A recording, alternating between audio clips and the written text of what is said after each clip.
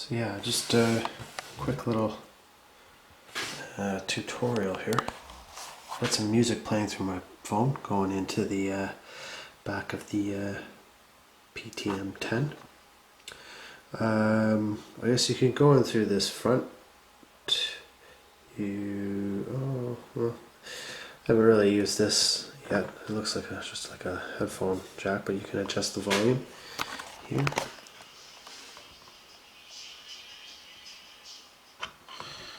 And this actually, you can probably hear that right now because it's actually coming in through the through my receiver. Just kind of go through some of the functions here. The set button in the middle, if you press it twice, brings you through the menu where group, channel, mode, lock, and exit. This here is just when you change it to a new channel, you can hold the infrared window here up to this infrared transmitter, and it'll change the frequencies. I'll give you an example of that actually. So if I go to right now I'm on group 1, channel 1. If I go to channel 2, select that, all of a sudden I lose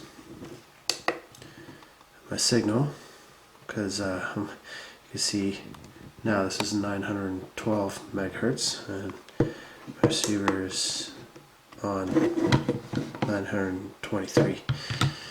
So if I just go over here and I press the infrared thing and I hold that, then it automatically changes the channel for you. It works really well actually. I'll demonstrate that again. I'll go to channel, change channel back to channel 1, select that, and then what I'll do is press this little infrared thing here, and there we go.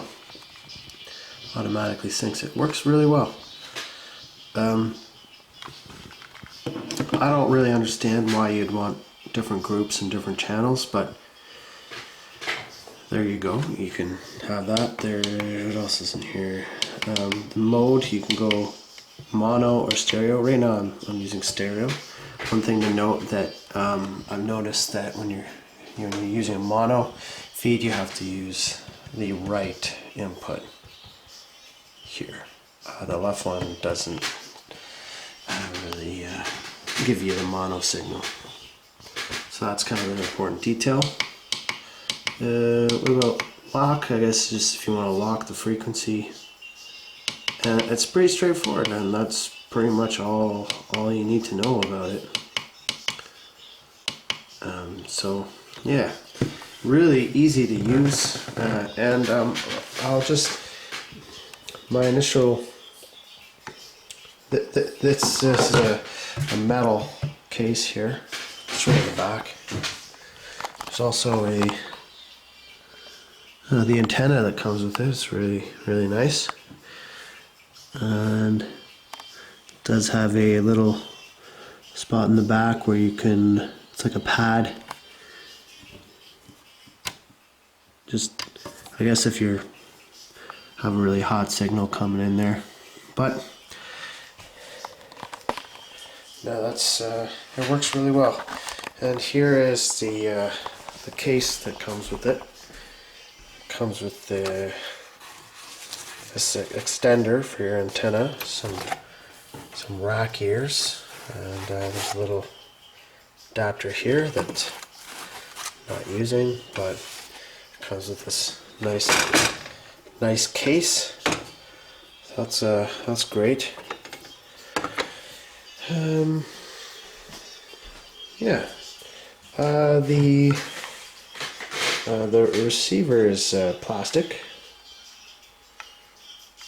but it's light, and it's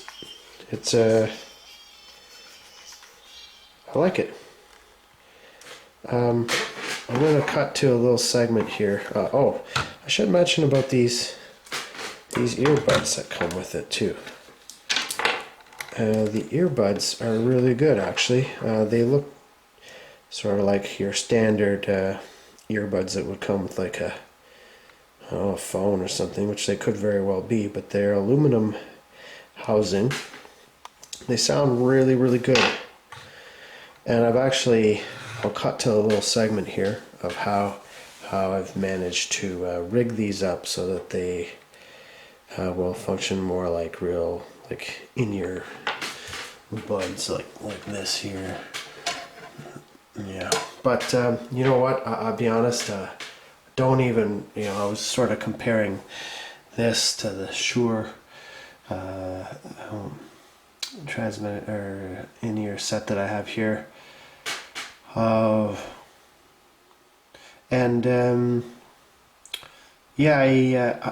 I don't really like the headphones. Don't really like those. They're hard to wear and just hard to get in and out. And the sound quality is very similar between these two units. The Shure receiver is metal. It's all metal. It's also about twice as heavy as this one. So, I mean, it is a nice. This is a nice unit. Some of the this is an older one. Some of these buttons aren't working anymore on this one. They work, but not very well. Yeah, I mean, this Phenyx has all the same features that this Shure unit has.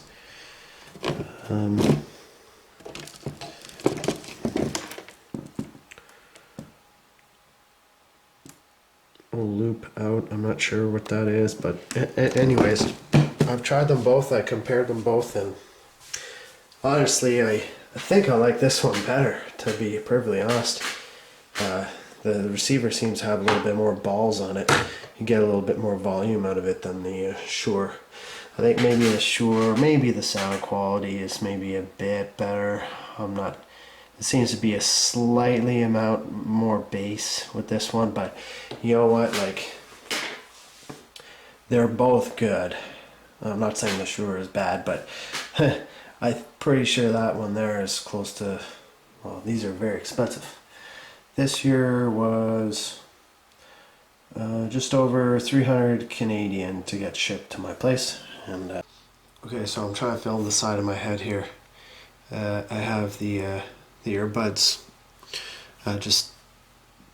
They're taped, come around my ear here, and I just put a piece of Gorilla Tape.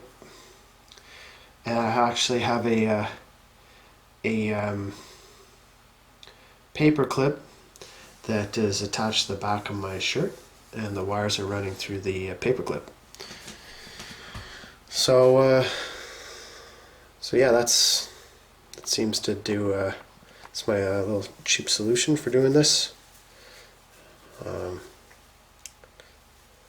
see if it works tonight. My band does a lot of rocking out, so well, we'll see. Right now it feels great. I can move my head. They don't come out. Good amount of stability. I don't feel like restricted, or that I have something like really obstructing my ear. I've also gotten pulled out a little bit, just so that I can hear the band.